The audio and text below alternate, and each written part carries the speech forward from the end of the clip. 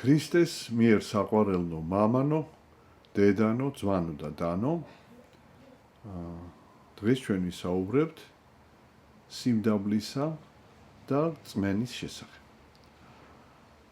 ამ თემას ეხება სულთმოფენობიდან მეოთხე შვიდეულის კვირა დღის წირვის სახარება. ეს არის სახარება მათესი მეხუთე თავიდან მე-13 მეხუთე მერვე თავის მეხუთე მუხლიდან მე-13 მუხლის ჩათვლით. აქ არის მოთხრობილი ამბავი იმის შესახებ, რომ ქალაქ კაპერნაუმში, გალილეაში მდებარე მთავარ ქალაქში, სადაც ძირითადად უფრო ყველაზე ხშირად იმყოფებოდა მაცხოვარი, მასთან მიდის რომაელი ასისთავი, ანუ სამხედრო პირი და ეუბნება, რომ ჩემი მონაო განარღვეული არის. ეს განრღვეული ძველი ქართული სიტყვაა და ნიშნავს პარალიზებულს, დამბლადაცემულს. და ფრიად იგვემებისო. და სთხოვს მას, რომ მივიდეს და განკურნოს. მაცხოვარი პასუხობს, რომ იგი მივა და განკურნებს. და აი ამ დროს ეს ასისთავი საოცარ სიტყვებს ამბობს, რომ უფალო არა ვარ ღირსი, რომ შემოხვიდე ჩემ სახლში. აი ეს პირველი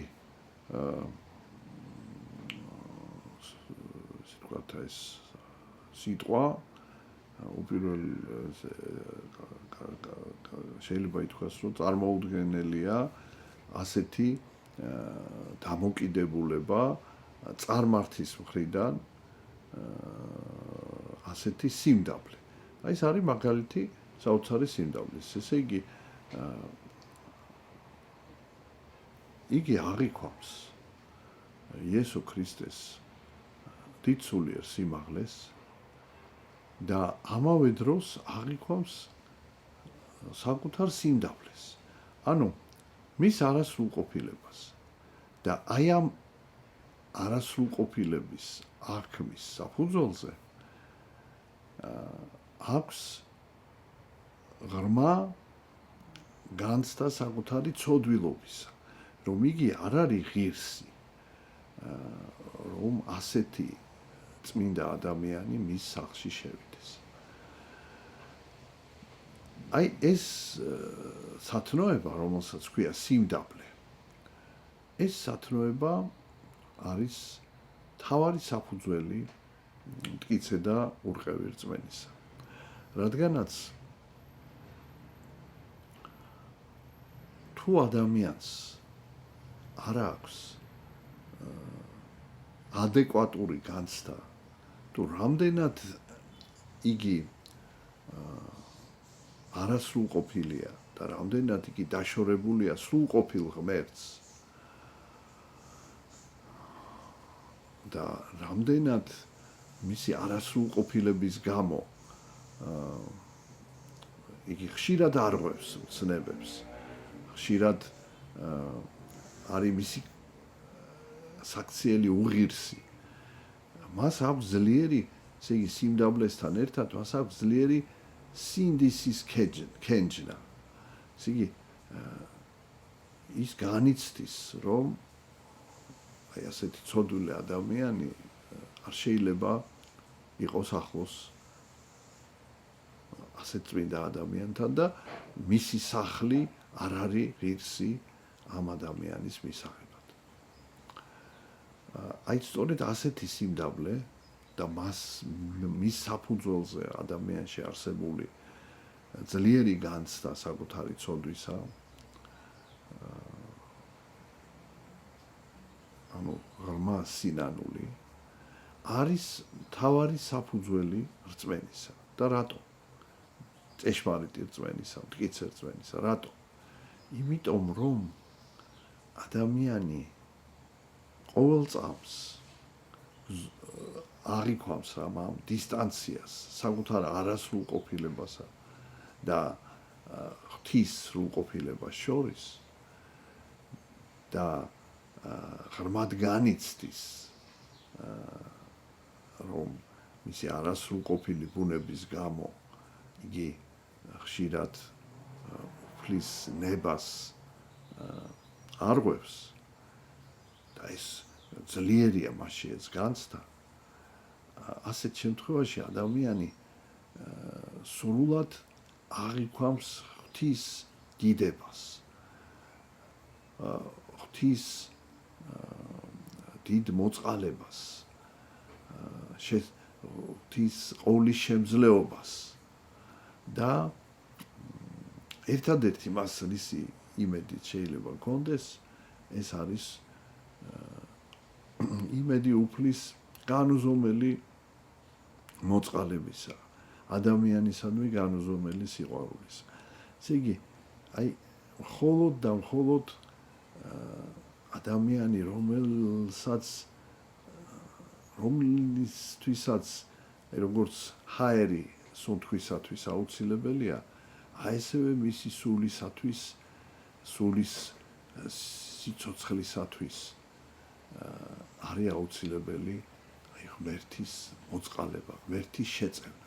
და აი შეიძლება ესე ითქვას, რომ თლიანად იგი ღმერთის იმედით არის და ღმერთზე ამყარებს აი მთავარ იმედს, სასოებას და რაც მთავარია ჯერა მისი ყოვლის შემძლეობისა და კიდევ ამატებს მეორე საოცარ სიტყვას რომ მე ვარ კაცი რომელსაც ყავს ჩემი უფროსები მე სამხედრო სამსახურში ვარ და ვემორჩილები ჩემს უფროსებს მაგრამ ამასთან ერთად მე ჩემს მორჩილებაშიც არიან სხვა სამხედროები რომელთაც მე რასაც უბრძანებ ისინი ყველაფერს აღასრულებენ და თუ კი მე ადამიანი რომელიც ასე ვემორჩილები ესე იგი თვით თავად ვარ სხვის მორჩილებაში აი ასეთ ადამიანს შეუძლია თავის მორჩილებაში მყოფს უბრძანოს და მან აღასრულოს მით უმეტეს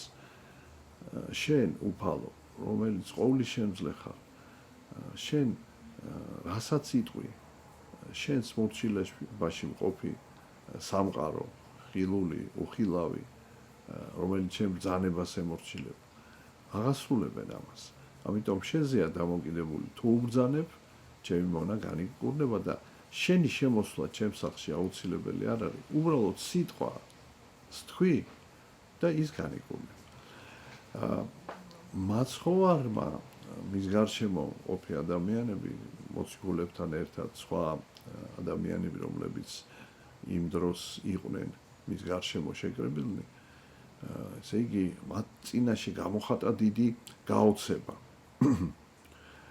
უფრო სწორედ შეიძლება თავმომად ითქვას რომ ეს გაოცება მან გამოხატა ამ ადამიანებისთვის მისთვის ეს სიახლე არ იყო ეს დიდი რწმენა მაგრამ მან ყურადღება მიაქცევინა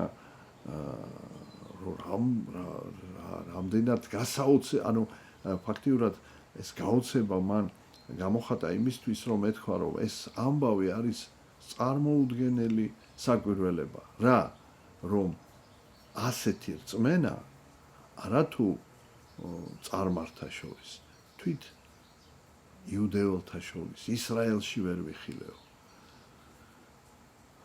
და აქ სხვათა შორის მოციქულებიც იგულისხმებოდნენ და ამას შემდეგ იგი ამატებს ასეთ სიტყვებს რომ აი ეს ფაქტი რომ ადამიანი შეიძლება ჭეშმარიტი ჯული არ კონდეს და კონდეს ასეთი დიდი რწმენა მეტყველებს იმაზე რომ ღმერთი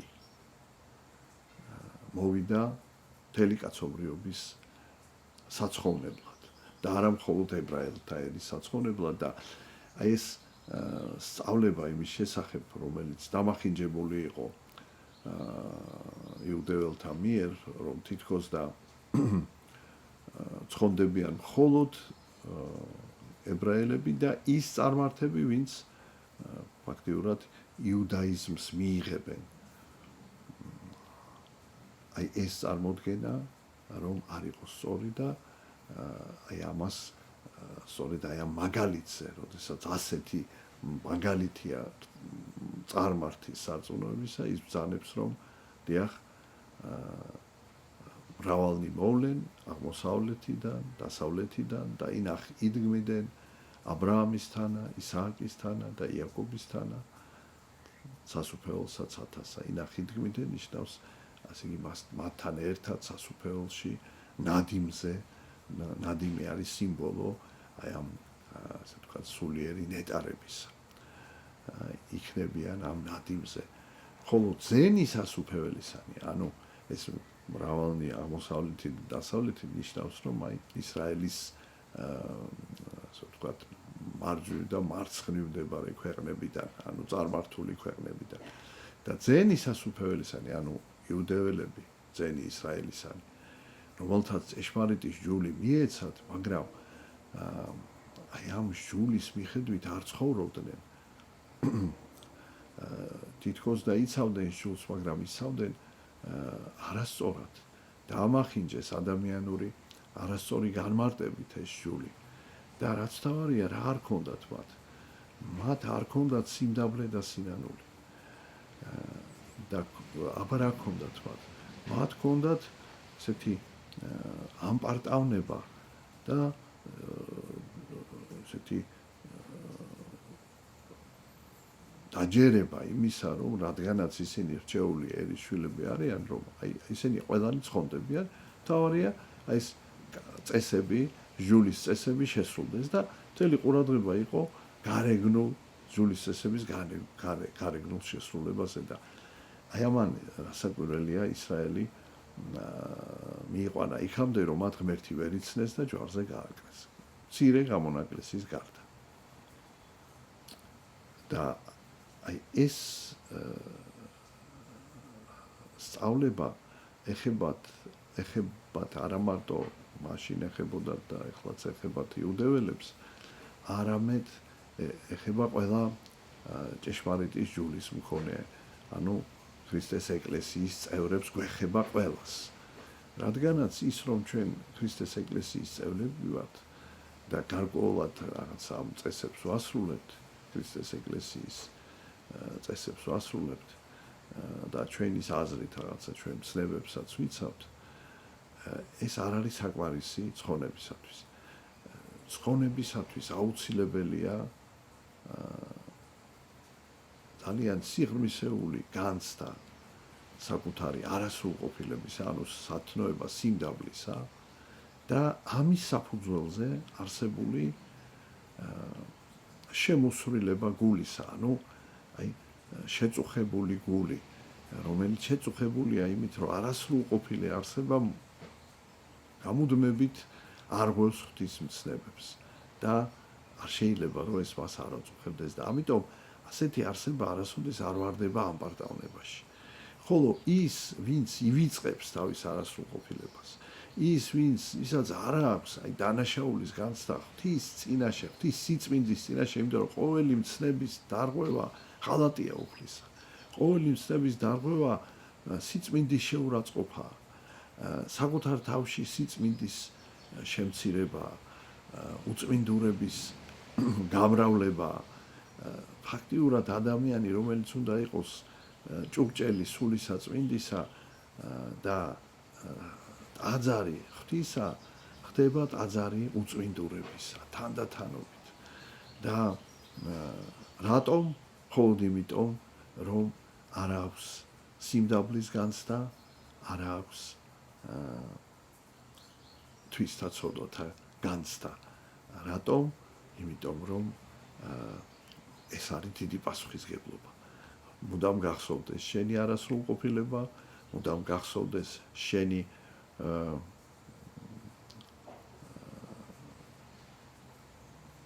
ვალდებულება ღვთის წინაშე, რომ ბევრი რამ შენ ვალი გაქვს ღვთის წინაშე, შეუსრულებელი და მუდმივი მცდელობა, რომ ოდნავ მაინც გამოასწორო შენი ცხოვრება. ანუ ეს არის მუდმივი შრომა საკუთარი თავის სრულყოფისაკენ სულისა. შრომა რომ მის სულმა სრულყოფისაკენ იაროს. აი ეს შრომა თავისთავად ითხოვს ადამიანისგან სერიოზულ ძალისხმევას, საკუთარი თავის უარყოფას, არა საკუთარი ნების მიხედვით ცხოვრებას, აი რაც მას სიამოვნებს, არამედ სწორედაც საკუთარი ნებისგან თავშეკავებას, რომ ნაკლებად შესწოდოს, ნაკლებად და მეტად ყოს სათნოება. აი სინანული ამის ძალას გვაძლევს და თუ სინანული არ აგვაქვს, ჩვენ ბუნებრივია, შეიძლება ვხედავთ ჩვენ ცოდვებს, მაგრამ ვამართლებთ, რომ ამ ცოდვის მიზეზი არის ხან ესე იგი მოვლენები, რომელიც ჩვენ ცხოვრებაში ჩვენსგან დამოუკიდებლად ვითარდება, სხვა ადამიანების თითქოს და შეიძლება ჩვენს მიმართ არასწორი დამოკიდებულება.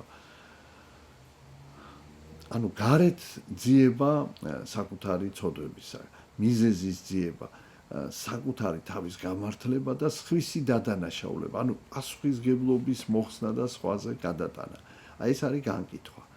ეს არის განკითხვა და სხვა შორის განკითხვა მერე გადადის ღვთისადმი სამდურავშიც. რომ აი თითქოს ღმერთმა რაღაც ღმერთი არ შეგვეწია, ღმერთმა იმაზე მეტი ჯვარი დაგვადო, ვიდრე ჩვენ ეს შეგვეძლო და ფაქტიურად ღვთის სამდურავში, ღვთის გმობაში გადადის ეს ამბარტავნება და გაქცევა პასუხისგებლობისგან. ამიტომ თუ ესეთი სიმდაბლე და სინანული ადამიანში არის, ის ამბარტავნებაში არ ჩავარდება. და თუ არ ჩავარდება ამბარტავნებაში, მისი რწმენა ყოველთვის ცოცხალი იქნება. ხოლო თუ როდესაც ადამიანი ვარდება ამბარტავნებაში, მისი რწმენა კვდება. სწორედ ამიტომ ამბობს მოციქული იაკობი, რწმენა საქმეთა გარეშე მკვდარია. სიმდაბლის, სინანულის, სასოების და სიყვარულის გარეშე, ღვთისა და მოყვასის სიყვარულის გარეშე, რწმენა მკვდარია. ხოლო როდესაც ეს სათნოებანი სახეზია და ესეთი საკმაოდ მაღალ ხარისხშია ეს სათნოებანი, ბოლომდე არის ეს სათნოება ადამიანში განხორციელებული, სრულად აცნობიერებს თავის არასრულყოფილებას, სრულად განიცდის თავისი არასრულყოფილების შედეგებს, ანუ ცოდვების ჩადენას, ცნების დარღვევას. და მიუხედავად ამისა აქვს დიდი იმედი ღმერთის სასოება, ანუ იმედი ღმერთის და დიდი სიყვარული ღმერთის სიყვარული, რაც გამოიხატება იმაში, რომ ესე იგი ღმერთთან ყოფნა უნდა ადამიანს. აი ეს სათნოებები თუ არის, რწმენა არის ძლიერი და მტკიცე და ესეთი ძლიერი და მტკიცე რწმენა ქონდა აი ამ ესე იგი ასის თავს, რომაელ ასის თავს, წარმართს, ხოლო იუდეველების უმრავლესობას რწმენა დამახინჯებული ქონდა და ამბარტავნებაში იყვნენ, სიმდაბლე, სინანული მათთვის უცხო იყო და შესაბამისად ამბარტავნებაში მყოფება დაკარგეს ჭეშმარიტი რწმენა და ვეღარ ხედავდნენ სად არის კეთილი და სად არის ბოროტი და აი მათ ხო არ მოუწინასწარ მეტყველა, რომ ასე დაემართება მათ, ვინც აი ამ ჭეშმარიტ რწმენას მოწყდება და ჩვენც აი დღეს მართლმადიდებლებმა უნდა ვიცოდეთ, რომ მხოლოდ ნათლობა მართლმადიდებლური და ესეთი ზედაპირული წესების შესრულება, თუნდაც ყველა წესი რომ თან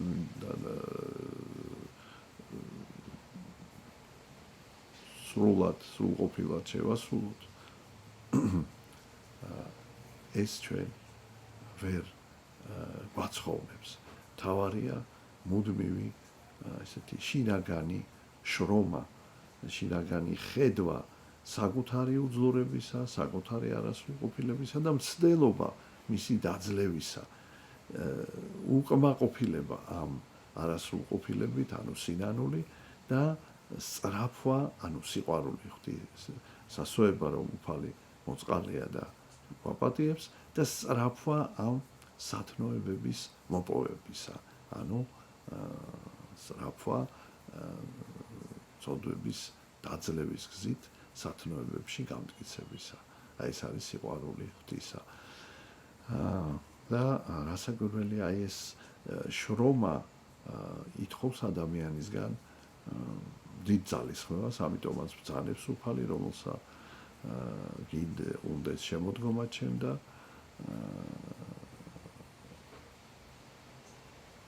უნდოდეს შემოდგომა ჩემდა უარყოს თავი თვისი, აღიღოს ჯვარი თვისი და შემომიდგეს მე. აი ღმერთმა შეგვაძლებინოს, რომ მართლაც ასე ვიცხოვროთ და ვეცადოთ, რომ ღვთის გზაზე მუდამ ვიფიქროთ სრულყოფაზე და არა თავთარი თავის ღირსებებზე, რომელიც გვაბრმავებს თავთარი ღირსებებზე ფიქრი და გვიშლის ხელს სულიერი სრულყოფის გზაზე. ღმერთმა დაგლოცოთ და ღმერთმა შეგვაძლებინოს ჭეშმარიტი ქრისტიანული ცხოვრება. ჩვენთან არს ღმერთი.